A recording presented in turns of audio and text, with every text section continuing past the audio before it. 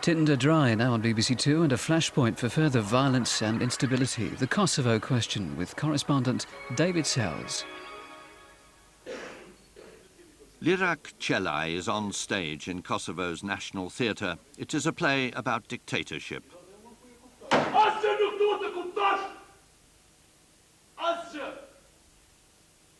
A timeless play, but the message was clear. Serbs the oppressors, Kosovo Albanians the victims.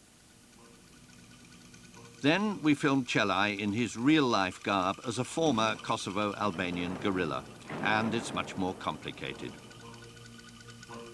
This is today's reality in Macedonia, not for him, but spawned by the liberation struggle of his people, aided and abetted by a feckless NATO. Another act in a Balkan tragedy.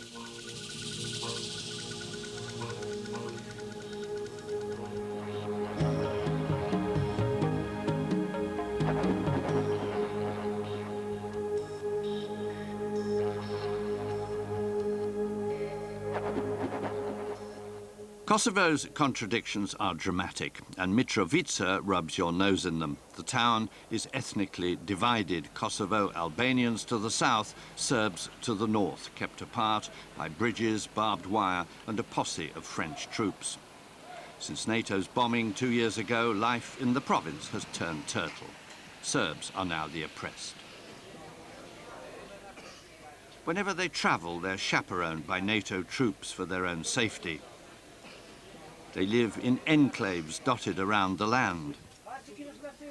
What a turnaround it's been since an indignant NATO bombed the Yugoslav army into retreat.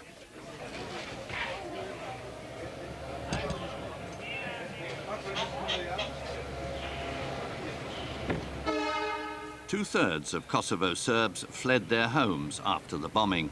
For Albanian extremists, turn out to be almost as deadly as their Serbian counterparts. Serbs who've stayed are totally dependent on NATO-led KFOR, Kosovo Force Troops, for protection.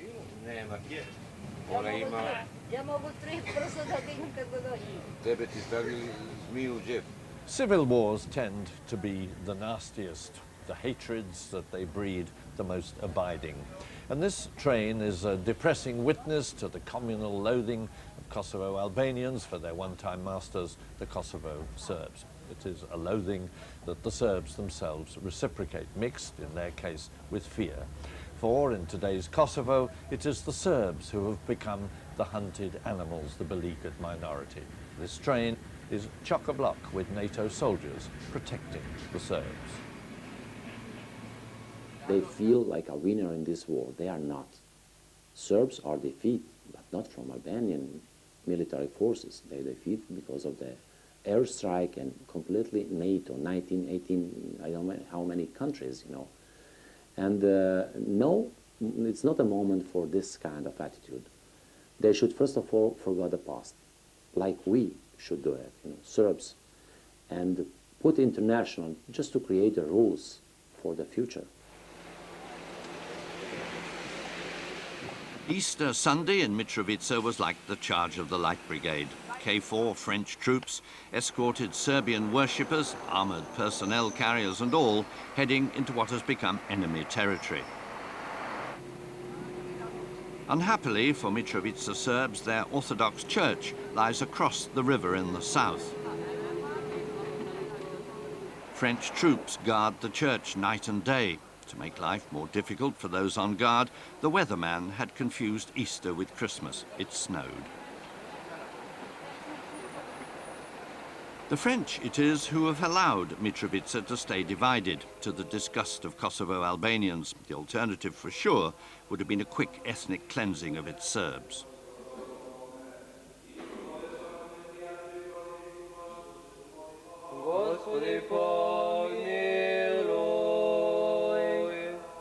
Young and old pray for a new dawn in a Kosovo that for Serbs remains benighted. Their plight is important. It betokens something rotten in this international protectorate. Soldiers are ever present, both outside the church and in.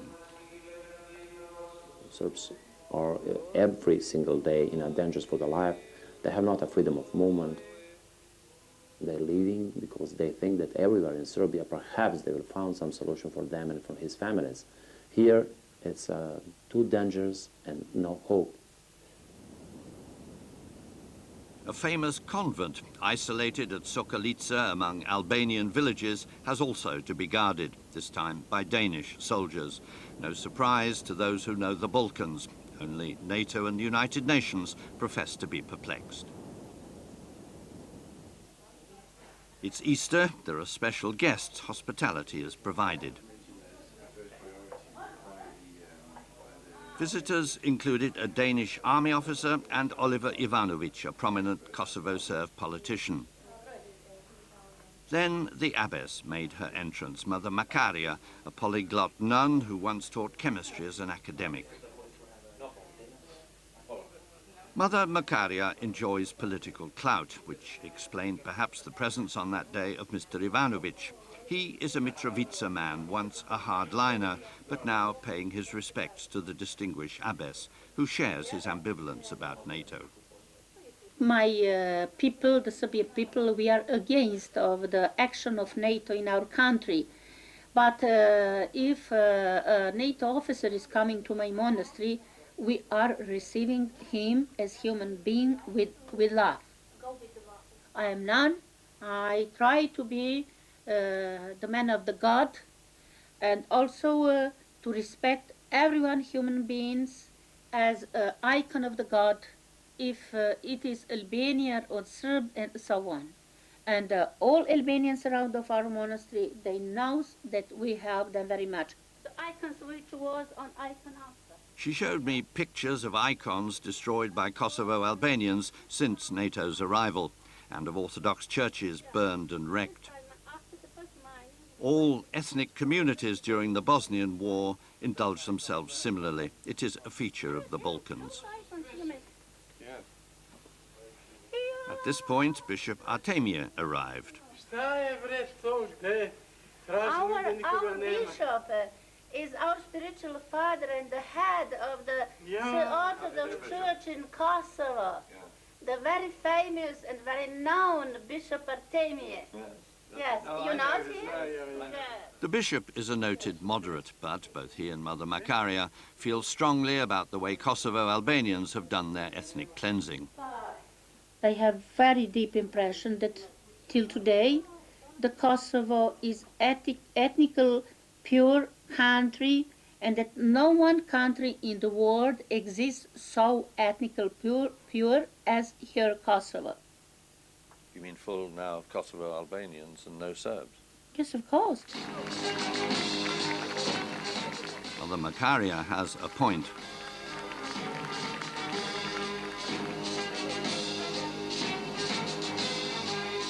Ramush Haradinaj is a Kosovo Albanian, a KLA guerrilla commander turned politician. And surprise, surprise, many of the uniformed TMK around him are themselves veterans of that Kosovo Liberation Army which began the insurrection against the Serbs. The KLA has been officially disbanded, and the TMK is supposedly non-military, not that you'd know.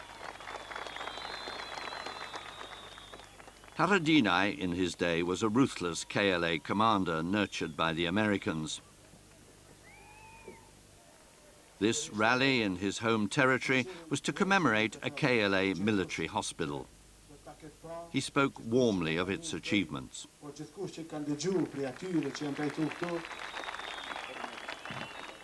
Haradinaj's politics these days are coloured by his bitter memories of Serbian rule.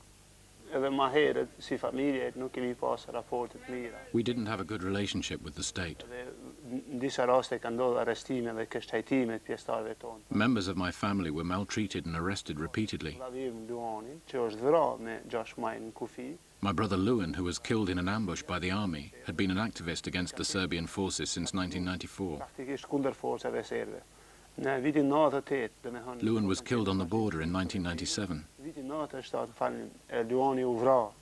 From that time, the Serbian army and police saw that my family was going to be trouble, and we were not their friends.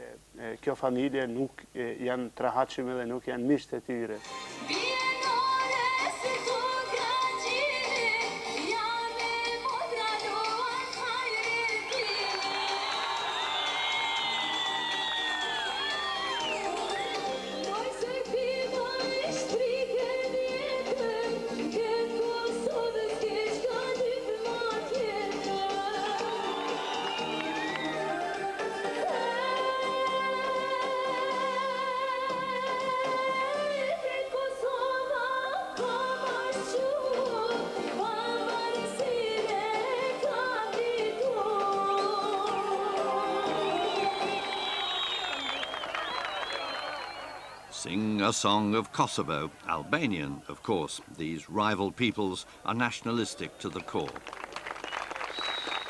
Ramush Haradinaj visited what used to be the KLA hospital to unveil a plaque in its memory.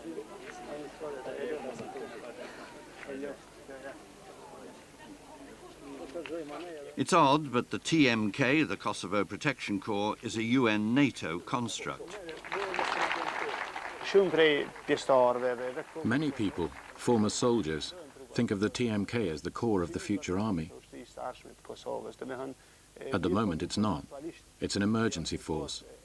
Its members and the people of Kosovo think of it, though, as the future army of Kosovo.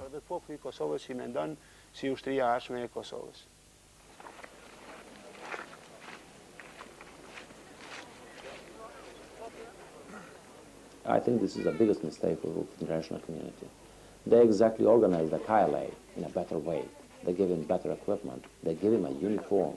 Now we have the 5,000 KLA fighters, organized very well and perhaps able to do many bad things. For once, Serbs and Albanians agree, seeing the TMK as the KLA's successor. The Serbs are not exactly delighted. It hardly encourages all their friends and relatives who fled to return to the new Kosovo, despite the pious lip service of NATO and the UN to its multi-ethnic future. But one of NATO's children has learned his lines. We agree the Serbs can come back to Kosovo, but they will not dominate life in Kosovo, and they will not have a privileged role like they used to in the past. It's not only Kosovo Serbs who need protection. This French army base in southern Mitrovica, the Albanian zone, gives sanctuary to international judges and prosecutors. Michael Hartman is an American prosecutor. Obviously, I don't get much privacy. If I want to get what little exercise I get, I usually go for a walk on the weekends. Then I have two of the close protection unit bodyguards go with me, and whoever might be taking the walk with me. I've made some decisions that haven't made people very happy, and so you can put up with it. I've been in Bosnia. I've been in Mostar, where you had the Croats and the Bosniaks. I've been in Pakistan, where you have a lot of friction and dislike between some of the Pakistanis and some of the Indians, and I have never seen it as bad as it is here. The UN often snoozes. It took its former Kosovo boss quite a time to realize that the justice system here had become fatally flawed. And only recently have the likes of Michael Hartman had their hands freed to do the job properly. In April, Mr. Hartman had to make his mind up about the prosecution of a young Kosovo Serb on a genocide charge, an appalling crime. Whatever Hartman decided was doomed to be controversial. It took place in an alley off Popovic Street here in southern Mitrovica 2 years ago. 26 Kosovo Albanian men were taken from their flats by Serbs and slaughtered under cover of NATO's bombing. It was murder most foul. 19 of the victims were from this neighborhood. A large number of paramilitaries, policemen, regular and reservist soldiers came to our flat and ordered us out.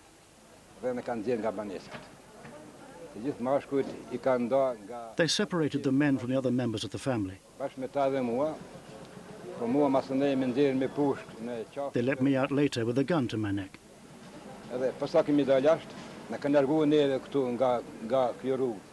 This is the road they took us to. After 5 minutes, they shot them all without trial. Shevket Plana lost 4 members of his family, 2 of his sons, a brother-in-law, and his son-in-law, Jemil Hoti. There was a volley of shots, and then I heard the shots separately, and I knew they were killing them. But we still didn't want to believe what was happening. We walked for about an hour on the road that takes you to the bus stop. We waited for the men to come back, but nothing happened. The memorial to the 14th of April massacre has become a shrine. 6 Kosovo Serbs were subsequently charged with genocide, but 5 escaped from a UN-run prison, leaving only Igor Simic, a law student who lived in the block opposite the planners, to face the music. He helped organize the killings, the expulsion of people, the looting and burning of the neighborhood. Michael Hartman was unconvinced. He examined in detail the evidence gathered by his Kosovo-Albanian court colleagues. Eyewitnesses who knew Simic had identified him at the scene. Some said he wore a mask, for others he was mask-free. Witnesses described him in different dress. Privately, Hartman felt this to be a cultural matter. Some witnesses felt simply that the cause was just. It was this sort of thinking that persuaded the UN finally to bring in outsiders. They didn't create us until the next year, 2000. And what that meant is we had to trust that the local judges would do the right thing. Now, on a lot of cases, they do. But when it comes to genocide, war crimes, ethnic violence, where you have Serb versus Albanian, it's very difficult for the local Albanian Kosovar judges because of their feelings, because of implicit or explicit threats to do what it should be done. Krista Karphammar, a Swede, was presiding judge in the Simic case. It was time for the verdict. The atmosphere was tense, not least because an international team was running the show following an outcry about Kosovo-Albanian bias. Igor Simic, who's 24, had testified earlier saying he'd known of the massacre but had not taken part. He'd been in custody for almost 2 years. The public prosecutor has abandoned the prosecution against Igor Simic. Prokurori publik ka heq dorë nga ndjekja penale kundër Igor Simicit. Javni tužioci odustao optužnice protiv Igora Simića. And propose that the detention be immediately terminated. The procedure in the case is over. Procedura për këtë land ka marrë. U ofruar që presi të završeno.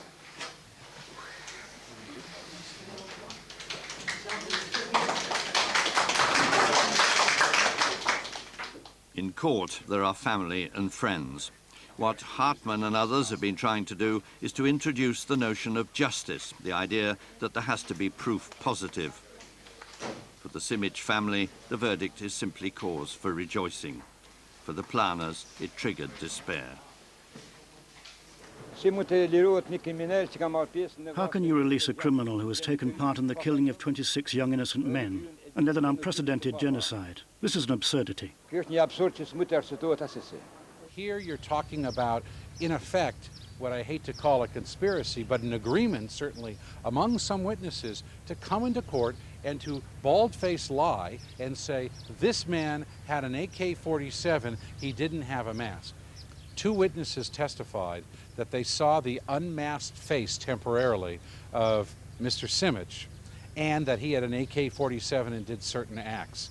The evidence was brought in, documentary evidence from the Red Cross of Novi Pazar, showing that these 2 people were never even here on the 14th of April. They were getting aid from the Red Cross in a Serbian town of Novi Pazar, which has a very large Muslim population. Igor Simic, wisely perhaps, fearing vengeance in Kosovo, slipped away to the safety of Serbia, visiting friends. We found him to be unbitter about Kosovo Albanians who'd given evidence against him. I understand them. Even though my head was on the block here, I understand that people who lost a brother or a son or a father came to testify. It was important for them to find out who did it, but it was equally important to them to take revenge on Serbs, and it was me who ended up locked up for that. I was probably the first one to come along, hence their story.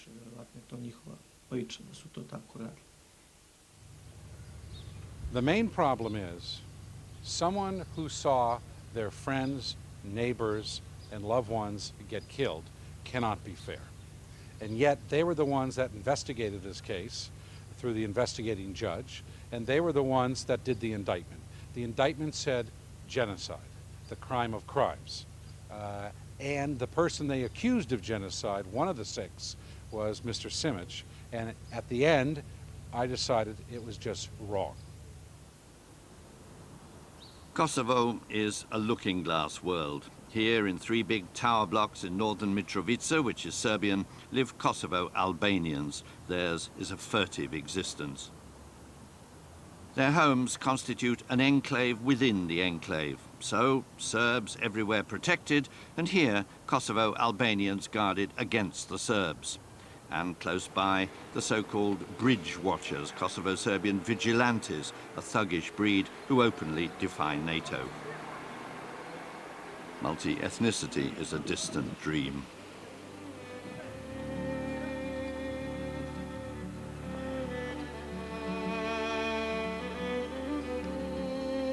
Pristina, the Kosovo capital, took its share of damage 2 years ago during the 78 days of NATO bombing.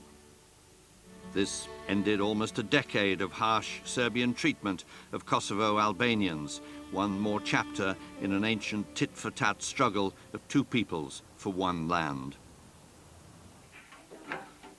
Quite remarkable during those years was the Gandhian response of one man, Ibrahim Rugova, who combated outrageous Serbian discrimination by sponsoring a parallel society for Kosovo Albanians. He gave them separate education and schooling in their own tongue, denied to them by Belgrade. A nationalist, but a man of peace.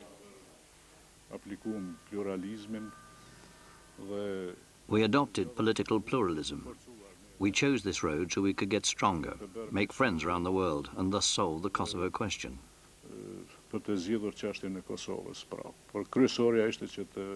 But the most important thing for us was, by peaceful means, to make our society, now known by the world as parallel, able to survive and prepared for the future. But men who favored the gun took command. Rugova was marginalized. The Serbs were provoked. NATO entered the fray. Then a big surprise. In Kosovo's local elections last October, Ibrahim Rugova swept the board. Kosovo Albanians voted against the men of war. The Kosovars appreciate what they built in those 10 years, their state, their society, their national feelings.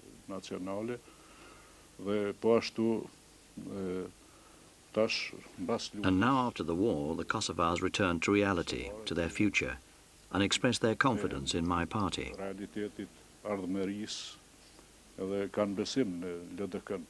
Yes, but while Mr. Rugova takes huge pride in his collection of Kosovan minerals, he lacks dynamism.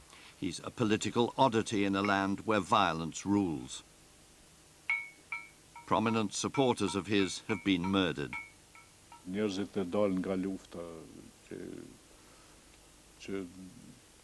People had just emerged from war, and there were war profiteers who weren't happy with elections, democratic order.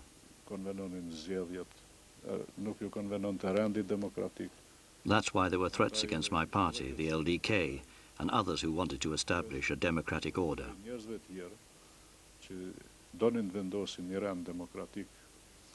Unfortunately, there have been many victims.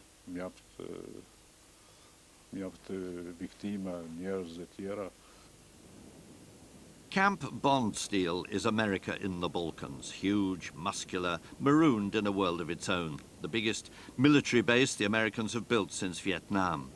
And they make their troops feel at home.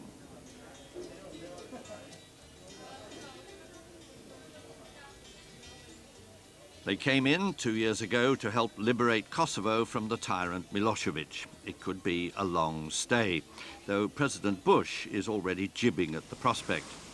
But for Kosovo Albanians, American power is the key to keeping Serbia at bay. We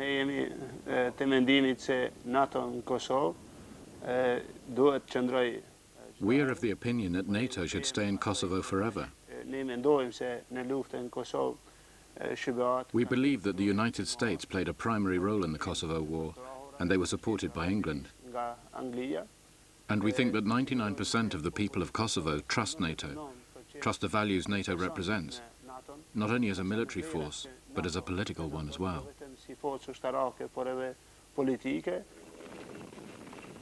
Out of the blue, to NATO's consternation, a new war has erupted on Kosovo's mountainous border with Macedonia. It was here, in the village of Tanushevci, that in February this year, Albanian guerrilla forces provoked the Macedonian army into retaliation.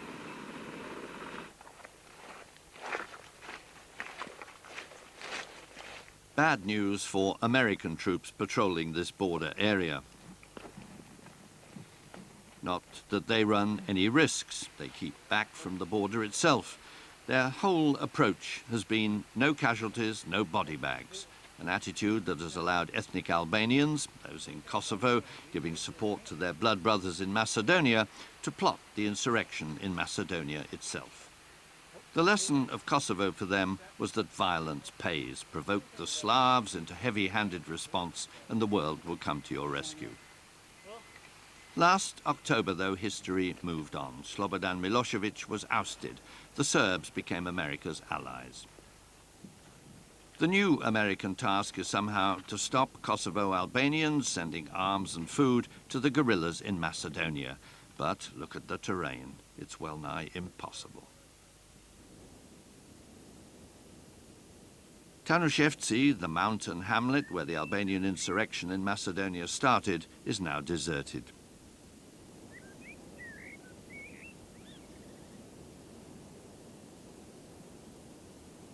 One Macedonian Albanian fled to relatives across the valley in Kosovo. His plaint echoes eerily that of Kosovo Albanians in times gone by.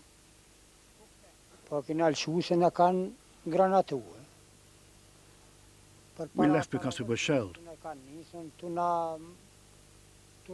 In the last 10 years, they've harassed us, not given us documents, sacked us from our jobs. They started to kill us, to shell us. They chased us from our houses. You see how the houses are, burnt down, looted.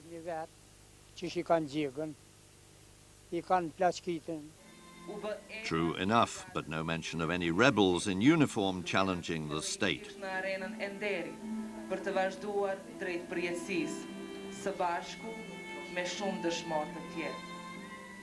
Vizar Reka is a TV producer, a Macedonian Albanian who works in Kosovo. We found him editing a film about the old KLA, whose spokesman he had once been.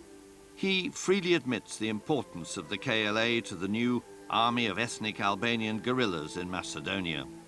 Many of the Macedonian Albanians participated in the KLA. I participated in its public relations, efforts, and that experience is of course used in Macedonia. There is no secret at all. He was, we found, extremely disparaging about the way the United Nations runs Kosovo today. The UN, United Nations, not the NATO, not the KFOR, not the SFOR in Bosnia, is the one to be blamed. The UN is simply a bureaucracy, one bureaucracy that replaced the other bureaucracy, the communist one. I don't think the UN is the answer to Balkan problems. But NATO too has been nodding. In southern Serbia, to Kosovo's east, Albanian guerrillas have openly exploited its decision 2 years ago to create a demilitarized buffer zone free of the Yugoslav army. We found guerrillas running the strategic village of Konchuli. They call themselves a liberation army, the UCPMB. It was village life as normal, except, of course, Konchuli is in Serbia and there was not a Slav to be seen. And the lads in uniform belong to the UCPMB. For a year and a half, they've lorded it over the buffer zone. Again, the Albanian complaint is of Serbian discrimination.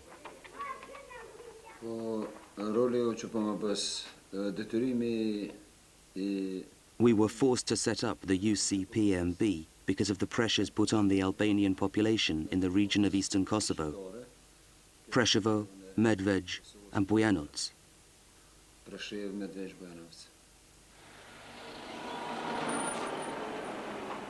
Eastern Kosovo, of course, was what it once was decades ago.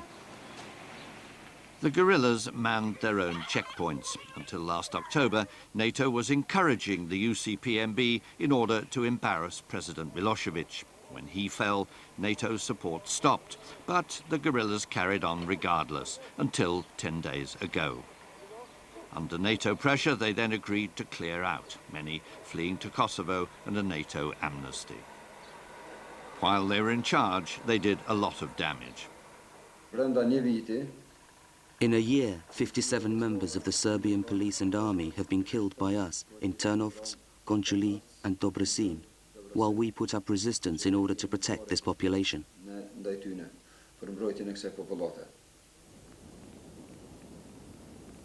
You can see why NATO was upset, not to mention the Serbs. Their army, the Yugoslav army here, is back now patrolling the buffer zone. Their reoccupation began in March, waved on by NATO. Now, by agreement, they've taken back the final chunk. The buffer zone is no more. It has been a clear political signal to Albanians, whether they be in Kosovo, southern Serbia or Macedonia, that NATO and the UN have tired of their antics.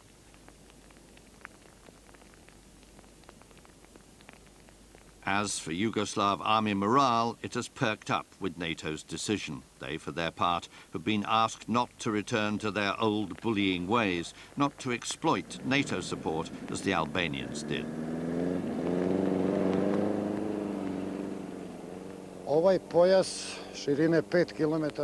This 5-kilometer wide belt along the border with Kosovo was declared a security zone, and all Yugoslav army troops withdrew from here.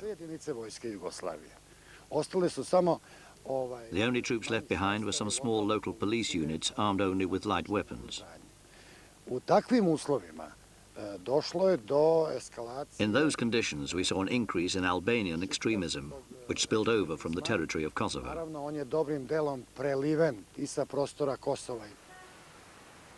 Kosovo, the incubator of trouble, a role fostered by uncertainty about its future status.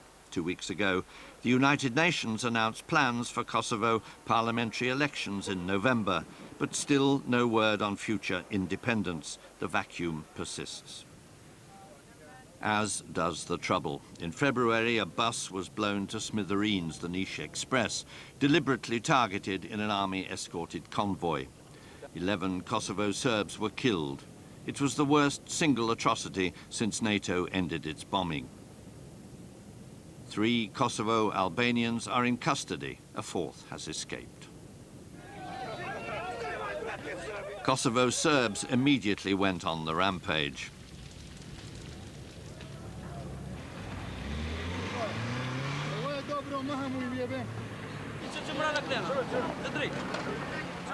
It's not just the Kosovo Albanians today who play the violence game.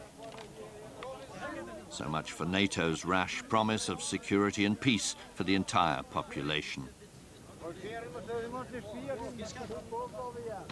These terrorists think they or hope they can set the political agenda by attacking Kosovo Serbs, and in that way also prevent returns of the Kosovo Serbs now living in Serbia proper, but who want to get back to Kosovo. But this plays into the hands of the extremists, doesn't it? Oh yes, that's their intention. But precisely therefore, it's very important that we don't give in to them or play it the way they would like to see. It's very important that we continue the process, even if they try to derail it. Perhaps wreck it would be more apt. This American soldier is guarding an Orthodox church, and lovely it looked in the evening sun. He said the Kosovo Albanians have offered a reward amounting to £50,000 to anybody who can destroy it. This is a ripping up of roots, a part of any Balkan struggle.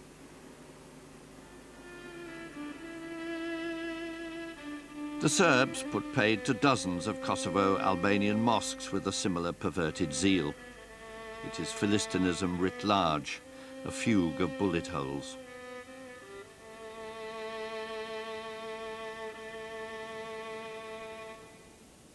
We found a church similarly deconstructed.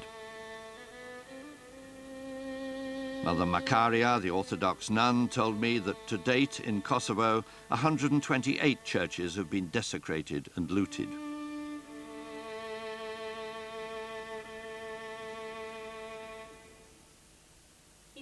She showed me icons, real ones this time, not pictures, that she had rescued from destroyed churches. It is from shrapnels. Look, the icon, the St. John Baptist was killed. Look here, in the heart, how deep is it? And also here and here, all that. So, we will put them in our church. Wounds to her church, wounds to Serbs. I'm not hating the Albanians and other nationalities. Everybody I would like to respect as an icon of the God. But now here in Kosovo, I think that the Serbian people are suffering very, very much. And I hope and I believe very deep in God that one day He will say, enough, stop.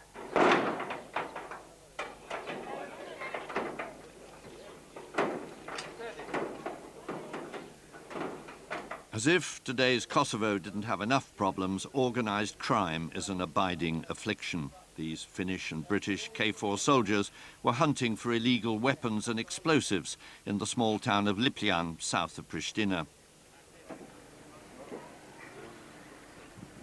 But Kosovo, without a proper economy, with new political parties hungry for money, is a gift to the criminal fraternity.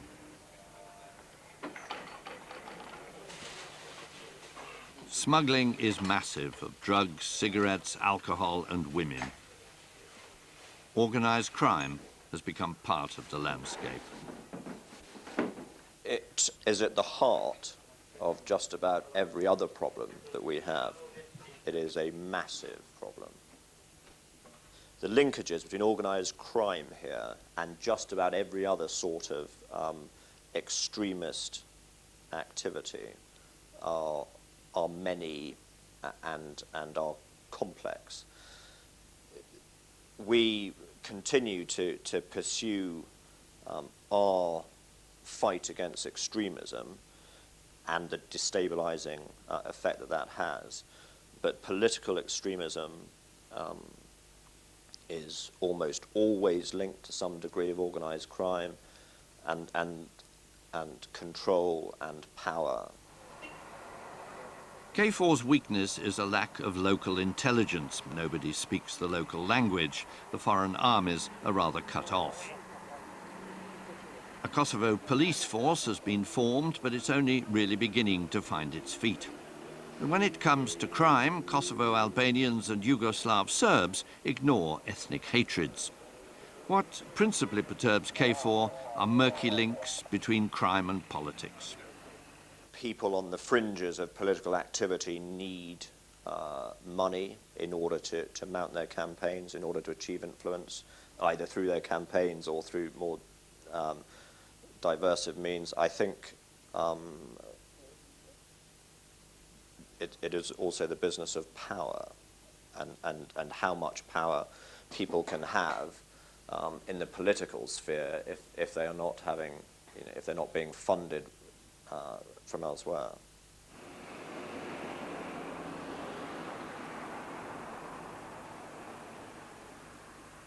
Ramush Haradinaj is a relative new boy in Kosovan politics. At the headquarters of his Alliance for the Future of Kosovo party, he consults daily with his party leadership. It's all very pucker. But Haradinaj is precisely one of those, particularly given his KLA background, who is regularly accused of involvement in dodgy enterprises. Some of your political enemies have tried to link you with organized crime. And I wonder how damaging you think this was when it came to last October's municipal elections. Është e kuptueshme që ato It's understandable that they do something like this. There are different reasons for that. I think that the secret services in Kosovo and abroad can verify whether they're true or not. We promise the Kosovo people sincerity and transparency. This is our motto, actually. Those who accuse us are themselves the culprits. The Finns in Lipljan were acting on tip-offs, essentially looking for illegal arms. The world of illicit financing, though, is much more opaque. For years, for example, the KLA, and now its successors in Macedonia and southern Serbia, have been funded from abroad, wherever Albanians from the former Yugoslavia are to be found. There's been a substantial diaspora in Switzerland.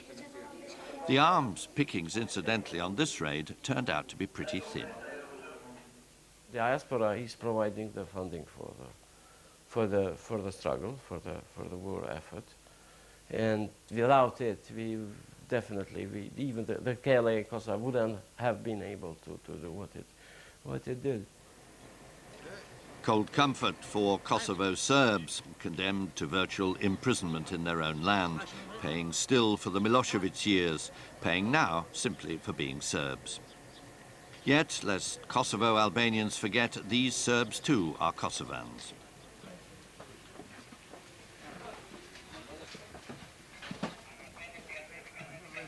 If NATO and the United Nations had made their Kosovo intervention less of a moral crusade, then maybe the persisting plight of these people would be less of an indictment of their rule. They bombed us and they created a condition to come with the forces here.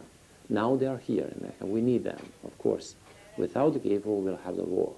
Who knows what will happen in that case?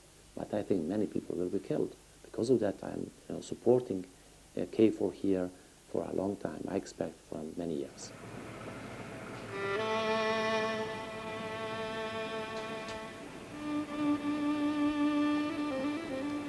What an irony, the Serbs needing NATO. What a double irony that where NATO is concerned, and with Vojislav Koštunica, the boss in Belgrade, Kosovo Albanians now have to mind their P's and Q's.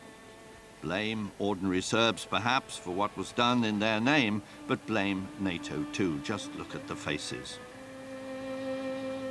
For they too are now NATO's children.